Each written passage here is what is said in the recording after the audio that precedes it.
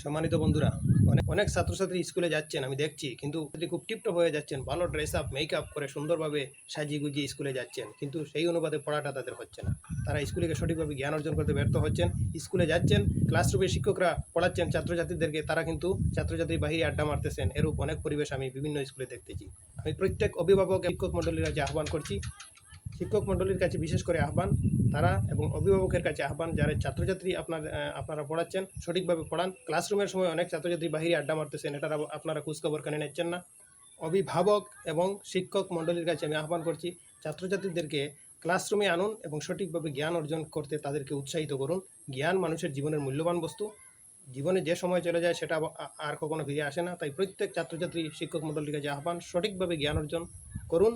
আর ছাত্রছাত্রীদেরকেও শিক্ষক মণ্ডলী করান, যাতে ছাত্রছাত্রী ভবিষ্যতে নিজের লক্ষ্যে পৌঁছতে পারে, তাদের জীবনকে উন্নতির পর্যায়ে নিয়ে যেতে পারে। অনেক ছাত্রছাত্রী টিপটপ হইয়া স্কুলে যান, কিন্তু